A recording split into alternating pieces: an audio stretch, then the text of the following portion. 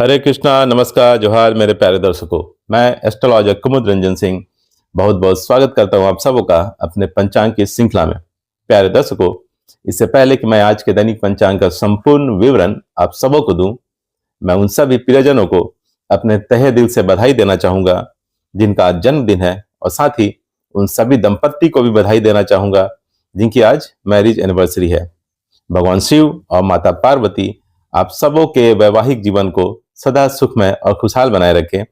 इस कामना के साथ मैं 9 दिसंबर 2025 के दैनिक पंचांग का विवरण आप लोगों के साथ साझा करने जा रहा हूं। तो प्यारे दर्शकों, 9 दिसंबर 2025 का दैनिक पंचांग कुछ इस प्रकार रहने वाला है।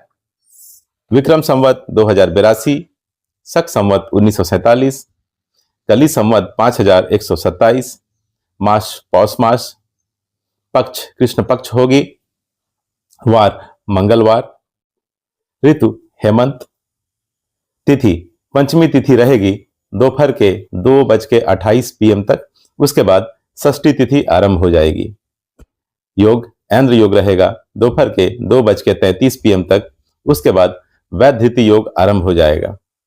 करण तैतिल करण होगा दोपहर के 2:28 PM तक। उसके बाद गर करण आरंभ हो जाएगा, जो अगले दिन यानी 10 दिसंबर को 2 AM तक रहेगा।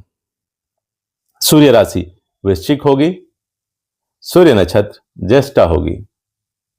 चंद्र राशि कर्क होगी, जो अगले दिन यानी 10 दिसंबर को 2:22 AM तक रहेगी। चंद्र नक्षत्र आश्लेषा होगी, जो अगले दिन यानी 10 दिसंबर को 2:22 AM तक रहेगी। यही जन्म नक्षत्र होगा जो भी जातक का जन्म इस टाइम पीरियड में होगा। राष्ट्रीय राजधानी न्यू दिल्ली के अनुसार सूर्योदय, सूर्यास्त, चंद्रोदय और चंद्रास्त का समय कुछ इस प्रकार रहने वाला है। सूर्योदय होगा सुबह के 7:02 AM पर, सूर्यास्त होगा शाम के 5:25 PM पर, चंद्रोदय होगा रात के 10:10 PM पर, और चंद्रास्त होगा दिन के 11:05 AM पर। आयन दक्षिणायन होगा। चलिए प्यारे दर्शकों, अब हम 9 दिसंबर 2025 के शुभ अशुभ मुहूर्त और काल की चर्चा कर लेते हैं। प्यारे दर्शकों, मैं मुहूर्त के समय के साथ साथ सभी मुहूर्तों की विशेषताओं की जानकारी भी आपको देता चलूंगा। अभिजीत मुहूर्त रहेगा दिन के 11:53 AM से दोपहर के 12:34 PM तक। अभिजीत मुहूर्त में सभी प्रकार के दोषों को नष्ट करने की अद्भुत क्षमता होती है। इसलिए जब आपको किसी शुभ कार्य को करने के लिए कोई लग्न या शुभ मुहूर्त नहीं मिल रहा हो, तो आप अभिजीत मुहूर्त में उस काम को कर सकते हैं।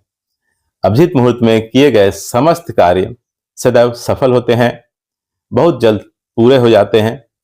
समस्त दोषों का नाश करने वाला यह मुहूर्त सर्वश्रेष्ठ होता है। सिर्फ बुधवार को आपको अभिजीत मुहूर्त का त्याग करना चाहिए। अमृतकाल रहेगा अगले दिन यानी 10 दिसंबर को 12:48 AM से 2:22 AM तक। अमृतकाल दिन के 24 घंटे में एक विशेष छोटा मुहूर्त होता है। इसका समय नक्षत्र और चंद्रमा की स्थिति के आधार पर निर्धारित होता है। अमृतकाल को हम अमृत सिद्धि योग या श्रेष्ठ कार्य सिद्धि मुहूर्त के नाम से भी जानते हैं। अमृतकाल उपयुक्त होता है नए काम शुरू करने के लिए, पूजा हवन आदि करने के लिए, नया व्यापार स्टार्ट करने के लिए, निवेश करने के लिए, किसी कॉम्पिटिटिव एग्जाम या जॉब का इंटरव्यू देने के लिए। अमृत समय आज रहेगा दोपहर के 12:14 PM से दोपहर के 1:31 PM तक। उसके बाद अगले दिन यानी 10 दिसंबर को 12:14 AM से 1:56 AM तक। जहां तक अमृत समय की बात है, इसका निर्धारण दिन और रात के चौघड़िए के आधार पर निर्धारित होता है और इसका नक्षत्र और चंद्रमा की स्थिति से कोई लेना देना नहीं होता। अमृत समय का उपयोग यात्रा प्रारंभ करने, छोटे काम करने, व्यापार करने, घर से निकलने आदि के लिए किए जाते हैं। संक्षेप में हम कह सकते हैं कि चौघड़िया वाला जो अमृत समय है, ये रोजमर्रे के काम करने के लिए इस्तेमाल किया जाता है और ये हर दिन आता है। अगर हम पंचांग में निहित अमृत काल की तुलना चौघड़िए के अमृत समय से करें, तो अमृत काल को अमृत समय की तुलना में बहुत ही ज्यादा शुभ और बहुत ही ज्यादा शक्तिशाली माना जाता है। अर्थात हम अमृत काल को अमृत समय के ऊपर प्रेफरेंस देते हैं। अमृत काल ज्यादा इंपॉर्टेंस रखता है अमृत समय की तुलना में। सवाद सिद्धि योग आज रहेगा सुबह के 7:02 AM से अगले दिन यानी 10 दिसंबर को 2:22 AM तक। सवाज सिद्धि योग एक बहुत ही शुभ ज्योतिषीय योग है जिसमें कोई भी नया और शुभ कार्य करने से सफलता मिलने की पूरी संभावना होती है। यह योग तब बनता है जब कोई विशेष नक्षत्र किसी विशेष वार के साथ संयोग करता है। इस योग को सभी इच्छाओं को पूरे करने वाला और सभी कार्यों में सिद्धि देने वाला माना जाता है। इस योग में आप नया बिजनेस स्टार्ट कर सकते हैं, इन्वेस्टमेंट अर्थात निवेश कर सकते हैं, मांगलिक कार्य जैसे सगाई और रोका कर सकते हैं तथा नया वाहन खरीद सकते हैं। एक बात जरूर याद रखिएगा कि सवाज सिद्धि योग विवाह करने के लिए शुभ नहीं माना जाता तथा गृह प्रवेश और यात्रा के लिए भी शुभ नहीं माना जाता। सवाज सिद्धि योग कुछ स्पेशल केसेस में अशुभ भी हो जाता है, जैसे जब बृहस्पति ग्रह अस्त हो तो सर्वार्थ सिद्धि योग अशुभ हो जाएगा, जब शुक्र ग्रह अस्त हो तो सर्वार्थ सिद्धि योग अशुभ हो जाएगा, और जब बृहस्पति और शुक्र दोनों ही ग्रह अस्त हो तब तो यह अशुभ होना ही होना है। अधिमास जिसे हम मलमास या खरमास भी बोलते हैं, उस दौरान भी सर्वार्थ सिद्धि योग अशुभ हो जाता है। रवि योग, रवि योग रहेगा अगले दिन यानी 10 दिसंबर को 2:22 AM से 7:03 AM तक। पंचांग के अनुसार रवि योग एक शुभ योग है जो तब बनता है जब चंद्रमा सूर्य के नक्षत्र से चौथे, छठे, 9वें, 10वें और 13वें स्थान पर होता है। इसे सर्वदोष नाशक योग भी कहा जाता है क्योंकि यह कई अशुभ योगों के प्रभाव को खत्म कर देता है और इसमें किया गया कोई भी कार्य सफल होता है। रवि योग के दौरान सभी प्रकार के शुभ और मांगलिक कार्य संपन्न किए जा सकते हैं, जैसे कि नए काम की शुरुआत कर सकते हैं, निवेश अर्थात इन्वेस्टमेंट कर सकते हैं, गृह प्रवेश कर सकते हैं तथा विवाह आदि कर सकते हैं। रवि योग में सभी प्रकार के दोषों को नष्ट करने की क्षमता होती है, इसलिए यदि कोई शुभ मुहूर्त किसी कारणवश उपलब्ध न हो तो रवि योग होने पर उसे शुभ माना जाता है। यह योग सूर्य और चंद्रमा से संबंधित होता है, इसलिए सूर्य और चंद्रमा की पूजा करना इस योग में विशेष फलदायी साबित होता है। विजय मुहूर्त आज रहेगा दोपहर के 1:57 PM से दोपहर के 2:39 PM तक।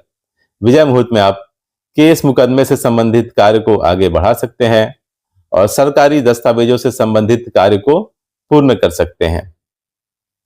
गोधूली मुहूर्त आज रहेगा शाम के 5:22 PM से शाम के 5:49 PM तक। गोधूली मुहूर्त में निद्रा का त्याग करना चाहिए, भोजन ग्रहण नहीं करना चाहिए, घर की साफ सफाई नहीं करनी चाहिए। गोधूली मुहूर्त में आप भगवान की पूजा आरती कर सकते हैं, स्पेशली भगवान शिव की।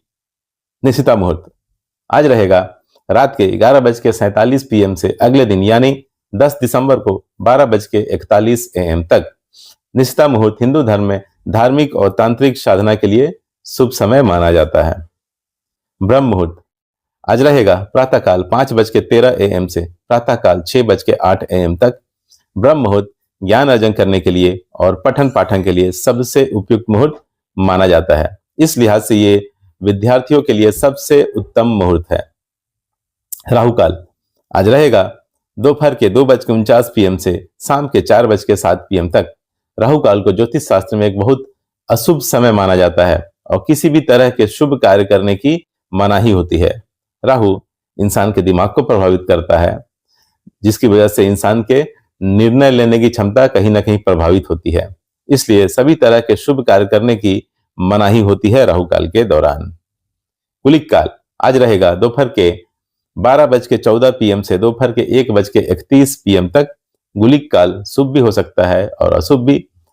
गुलिक काल में जो भी काम होता है वो रिपीट होता है अर्थात दोहराता है, इसलिए गुलिक काल में अगर आप कोई ऐसा कार्य करते हैं जिसके दोहराने से फायदा हो तो आपके लिए शुभ होगा, लेकिन अगर आप कोई ऐसा कार्य करते हैं जिसके दोहराने से, रिपीट होने से आपको हानि और क्षति हो सकती है तो गुलिक काल आपके लिए अशुभ साबित होगा।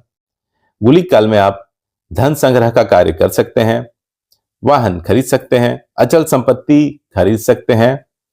गुलिक काल में आप अंतिम संस्कार अर्थात दाह संस्कार वाले कार्य बिल्कुल ना करें, विवाह ना करें, सगाई ना करें, बैंक से लोन ना लें तथा किसी भी प्रकार का कर्ज ना लें। यमगंड यमगंड आज रहेगा दिन के 9:38 AM से दिन के 10:56 AM तक। यमगंड का मतलब होता है यमराज का समय। ज्योतिष शास्त्र में यमगंड को एक अशुभ समय माना जाता है। यमगंड मुहूर्त में सभी प्रकार के शुभ कार्यों से बचना चाहिए, क्योंकि यह बाधाओं और विफलताओं का कारण बन सकता है। यमगंड के दौरान केवल अंतिम संस्कार जैसे मृत्यु से संबंधित संस्कार ही किए जा सकते हैं, क्योंकि यह जीवन के अंत से जुड़ा है। दुमुहूर्त दुमुहूर्त आज रहेगा दिन के 9:07 AM से दिन के 9:48 AM तक। उसके बाद रात के 10:52 PM से रात के 11:47 PM तक। जब दो अशुभ मुहूर्त मिलकर एक साथ पड़ते हैं तो उसे दुमुहूर्त माना जाता है। दुमुहूर्त को अशुभ मुहूर्त की श्रेणी में रखा जाता है। ऐसी मान्यता है कि इस समय आरंभ किया गया कार्य बार बार रुकावट या नुकसान दे सकता है। दुमुहूर्त में नए काम की शुरुआत नहीं करनी चाहिए, यात्रा नहीं करनी चाहिए, शादी सगाई नहीं करनी चाहिए, किसी नए चीज की खरीदारी नहीं करनी चाहिए, निर्माण कार्य शुरू नहीं करना चाहिए, नया बिजनेस स्टार्ट नहीं करना चाहिए और नया कॉन्ट्रैक्ट साइन नहीं करना चाहिए। वज्र मुहूर्त वज्र मुहूर्त आज रहेगा दोपहर के 3:24 PM से शाम के 4:58 PM तक। पंचांग में वज्र मुहूर्त को अशुभ योग माना जाता है और इसे दोष काल भी कहा जाता है। वज्र मुहूर्त नक्षत्र और कर्णों की विशेष गणना से बनता है। यह समय गणितीय रूप से ऐसा होता है कि ग्रह और नक्षत्र शुभ कार्यों के लिए अनुकूल नहीं माने जाते हैं। इस अवधि में शुभ कार्यों की शुरुआत नहीं करनी चाहिए, शादी सगाई नहीं करनी चाहिए, गृह प्रवेश नहीं करनी चाहिए, नया काम शुरू नहीं करना चाहिए, पूजन हवन अवॉइड करना चाहिए, नहीं करना चाहिए, महत्वपूर्ण यात्रा भी नहीं करनी चाहिए। गंडमूल गंडमूल आज रहेगा अहोरात्रि, अर्थात पूरे दिन और पूरी रात गंडमूल नक्षत्र रहेगा, गंडमूल का काल रहेगा। और इस दौरान जिन भी बच्चों का जन्म होगा उसके लिए गंडमूल नक्षत्र शांति पूजा करवाना अनिवार्य होगा, क्योंकि पंचांग के अनुसार गंडमूल एक अशुभ मुहूर्त होता है। इसलिए जिन भी बच्चों का जन्म इस गंडमूल मुहूर्त में होगा उनके लिए गंडमूल नक्षत्र शांति पूजा अनिवार्य होगा। भद्रा काल आज के दैनिक पंचांग के अनुसार भद्रा नहीं है। पंचांग में भद्रा को एक अशुभ मुहूर्त माना जाता है और सभी प्रकार के शुभ और मांगलिक कार्य इस मुहूर्त में वर्जित हैं।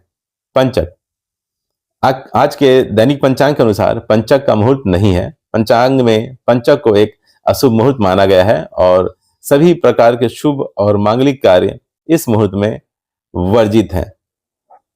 दिशाशूल आज उत्तर होगी, इसलिए किसी विशेष प्रयोजन के लिए उत्तर दिशा की ओर यात्रा को अवॉइड करें। प्यारे दर्शकों, एक बात का ख्याल रखिएगा कि अगर राहु काल के दौरान कोई शुभ मुहूर्त बन रहा हो तो उस शुभ मुहूर्त का त्याग कीजिएगा, क्योंकि वो शुभ मुहूर्त राहु काल में अपना शुभ प्रभाव देने में सक्षम नहीं होगा।